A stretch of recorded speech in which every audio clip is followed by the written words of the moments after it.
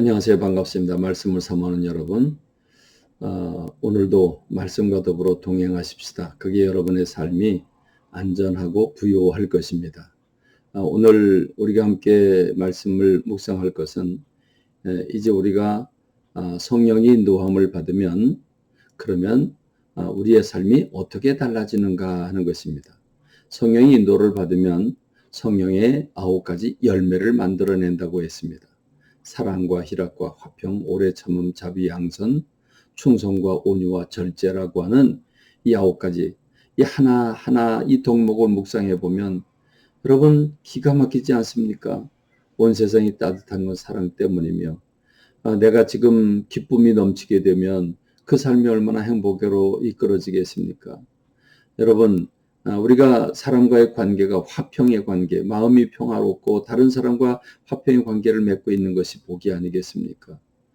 여러분, 이렇게 9가지 열매 하나하나를 우리가 떠올려 보면 행복하지 않을 수가 없는데 이것은 성령의 인도를 받기 때문입니다. 만일 오늘 저와 여러분들이 육신을 따라 살면 어떻게 될까요? 육의 생각과 감정과 의지를 가지고 따라 살면 어떻게 될까요? 여러 9가지의 시기, 질투, 다툼, 분열, 말할 수 없는 악의 요소들이 우리를 지배한다는 것 보여주고 있지 않습니까? 그러므로 우리가 성령의 뜻에 순종함으로써 이 성령 9가지 열매를 맺어 행복하기를 원합니다. 충만하기를 원합니다. 넘치는 삶을 살기를 원합니다. 그러기 위해서는 어떻게 되겠습니까? 말씀과 기도로. 말씀은 하나님의 뜻을 아는 통로요. 기도는 지금 주님을 만나서 주의 사랑받는 행복한 데이트 시간 아닙니까? 말씀과 기도에 여러분의 마음을 쏟는 여러분 되시기를 바랍니다. 그런가 하면 오늘 우리가 읽어야 할 성경 통독에 관한 부분은 시편 107편부터 116편입니다. 시편 107편부터 150편까지는 시편 5부작 가운데 마지막 부분에 속하지요.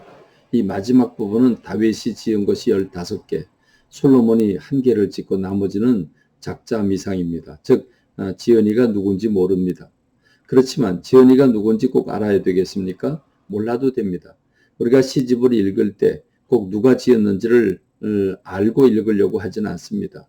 그저 그 내용을 보고 은혜를 받죠. 맞습니다.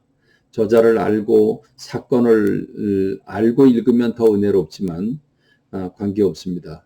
여러분 그때나 지금이나 사람 살아가는 모습은 동일하기 때문에 열린 마음으로 읽으면 은혜가 될 것입니다.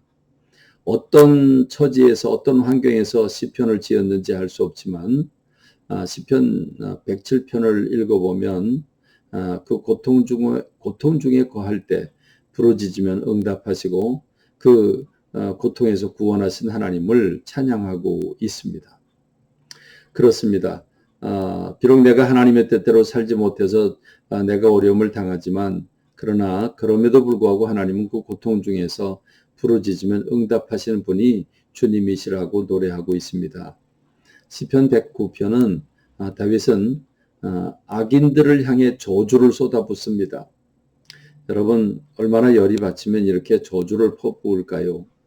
근데 이렇게 악인들 때문에 고통을 받고 있는 그가 저주를 퍼부을 수 있는 것은 하나님께서 공의의 하나님이시기 때문이라고 하는 걸 믿고 있기 때문이고 또 그 자신이 하나님의 뜻대로 살려고 몸부림쳤기 때문에 그가 이렇게 외칠 수 있는 겁니다.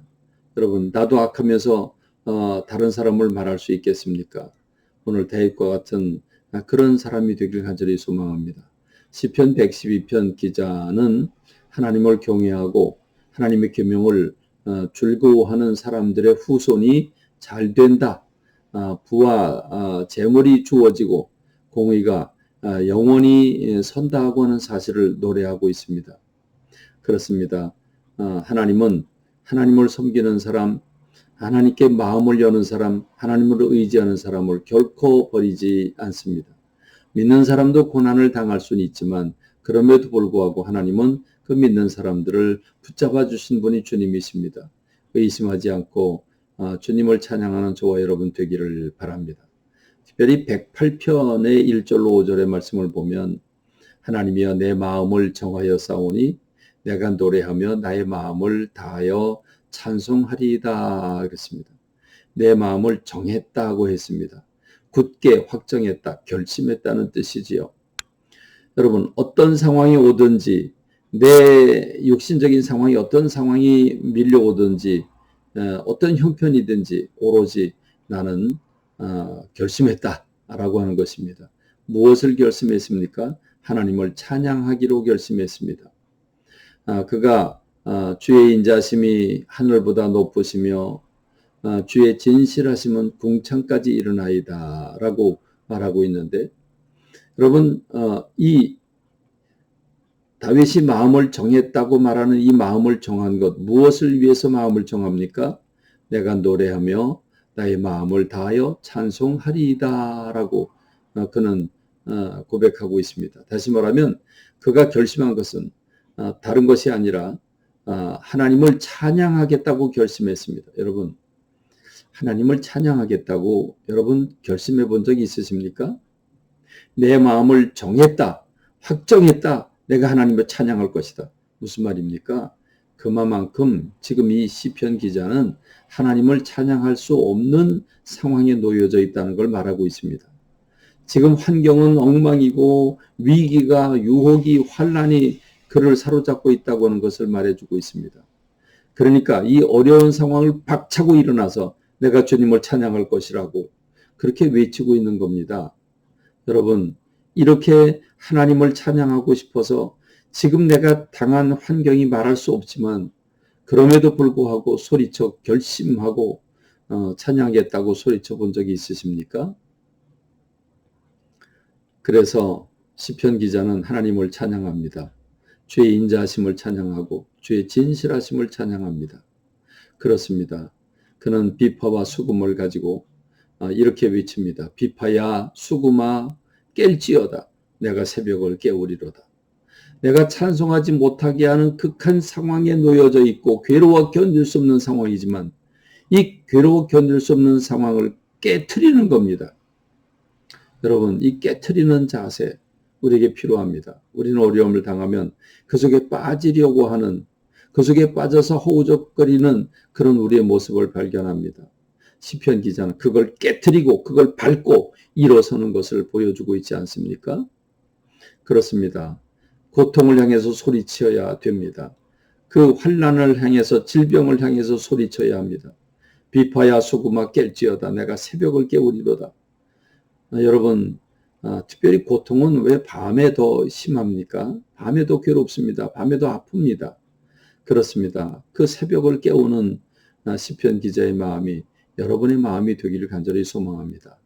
오늘도 말씀을 사모하면서 주님과 더불어